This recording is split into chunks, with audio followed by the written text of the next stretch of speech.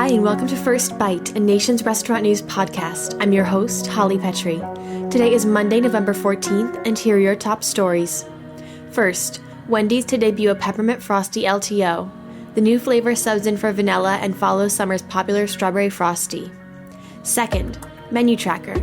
New items from McDonald's, Starbucks, and Shake Shack.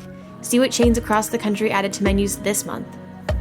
Third, how a $600 loyalty program is boosting Montana-based franchise Rib and Chop House. With a growth strategy built around small cities and a loyalty program rife with perks, the casual chain is becoming a community centerpiece everywhere it goes. Fourth, the 11 restaurant chains with the best ambiance. As consumers return to in-person dining, ambiance is regaining the importance it held among consumers before the pandemic began. And finally, Crisp and Green is turning meat and potatoes country into a healthful place. The restaurant brand is bringing salads to the Midwest. Now let's dive deeper into a story from our website. Earnings time is like Christmas for financial analysts, and for restaurant reporters as well. It's a time when restaurants report their earnings, and we get to cover an endless stream of quarterly statements from brands who have either done well or not so well over the past 3 months. During the third quarter this year, we saw trends emerge, like we previously talked about with Alicia Kelso about chains returning to the city, among others that I won't spoil for you in this episode featuring managing editor Leigh Anne Zinsmeister. So stick around for our learnings from the third quarter earnings reports from restaurants. We saw overall a pretty strong quarter for the restaurant industry. Across the board, almost every company reported same-store sales increases in the single digits year over year, which, considering the overall state of the economy and inflation and unemployment and all the various things, that's not a bad showing. Most of these increases are the result of menu price increases that restaurants have been implementing for the better part of a year now. We heard many companies reference that on their calls. Chipotle is one that has really emphasized it. But, a few months ago, were talking about how companies were going to balance menu price increases with not losing their traffic. And these results really show that restaurants are walking that tightrope pretty well right now. With these increases, it means they are increasing their menu prices, but the customers are still coming and spending their money. The only really prominent company that we saw with same-store sales declines was Papa John's. That's a little surprising. Now, the declines were only 1%, so really overall barely a blip in the grand scheme of things. But Papa John's just had 12 straight quarters of increases, which of course accounts for the entire pandemic and then some. Papa John's is really blaming this decline on those macroeconomic elements. They're saying inflation is up, people are being cautious with how they spend their money, and it seems like a reasonable explanation, except that their closest competitors, Pizza Hut and Domino's, both saw minor same-store sales increases. And Pizza Hut, of course, has struggled over the last couple of years. So some interesting things going on in the QSR pizza segment to keep an eye on. But I really think some of these little declines truly are just blips. We saw it with Wingstop over the summer. They had a small sales decline, but they came back swinging this quarter with same-store sales increases. So I imagine we'll see something similar with Papa John's.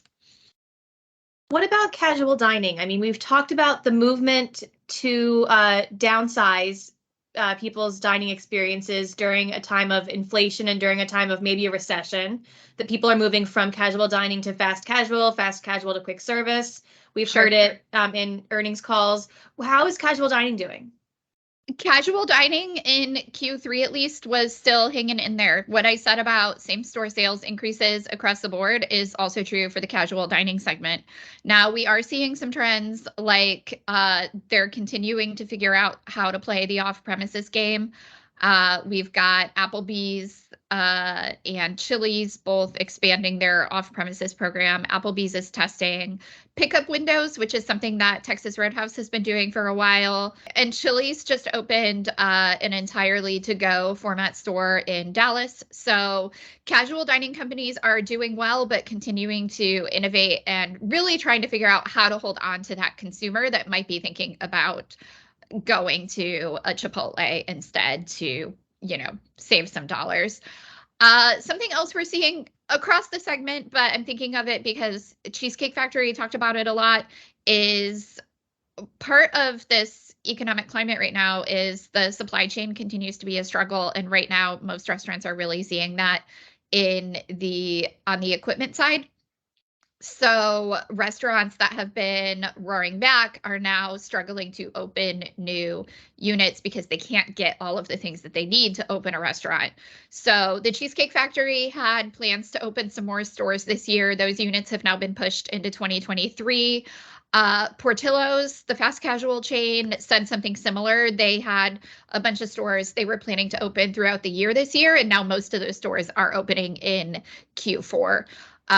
So supply chain is a big part of that. Also, the backlog of permitting issues that has been around the entire pandemic is still there. So many restaurants, especially now as they recover economically, more restaurants are applying for permits to open new stores. There's a bureaucratic backlog. So those things are slowing down new unit growth. But like I said, for now, the sales picture is pretty positive. Another good sign right now for restaurants on the other side of supply is we're seeing the price of chicken start to fall. 6-9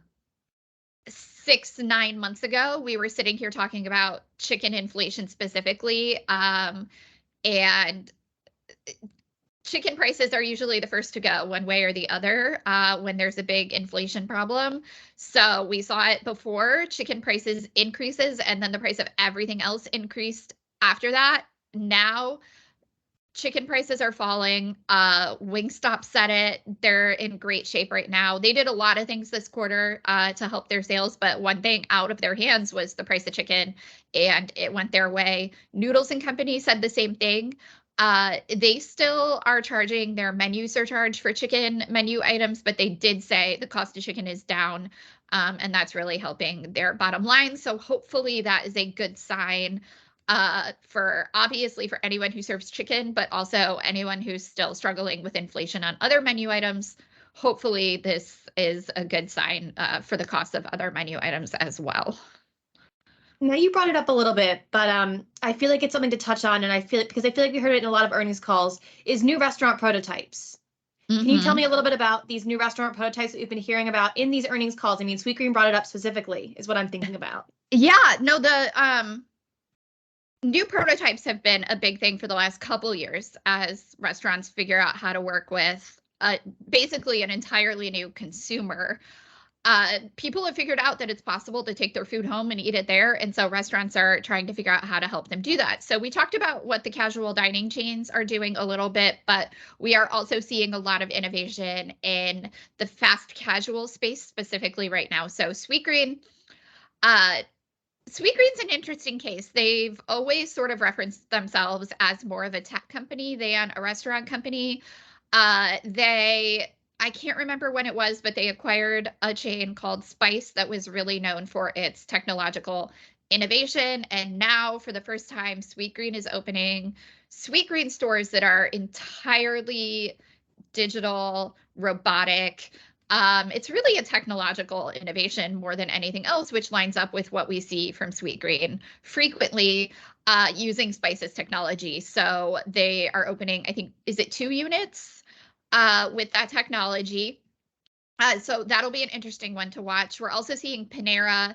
Panera launched their first off-premises only store in Chicago earlier this year, and now they're opening a couple of new prototypes in New York City, which is interesting. We're starting to see fast casuals in particular cater to the urban crowd again. All of us urbanites, and I include you and I in that, have been reluctant to go into our cities very much, and that has not bode well for these chains that rely on the lunch crowd, but people are starting to get back to the office, starting to eat out more in these urban environments. And so Panera in particular is figuring out how to work with that crowd. They don't have a new prototype, but Shake Shack is, leading heavily into their kiosk technology. We're seeing a lot of companies lead into kiosks right now. And so even as we all kind of like settle a little bit, restaurants are continuing to cater to this new consumer. And those are some of the ways that we're seeing that. Great. Well, was there anything else you wanted to say? No, just that, it's been a pretty decent quarter and I'm optimistic about Q4. I mean, the holidays tend to provide opportunity for restaurants to innovate on the menu and bring in consumers. So hopefully we see similar increases and we have a similar conversation like this in a couple months. Ending on a positive note. I love it. I try. No, I don't, but it just happened this time. If I'm being optimistic, it's good. Thanks for listening to today's episode of First Bite. We'll be back tomorrow with a brand new one. Until then, stay up to date with all your news on Enron.com.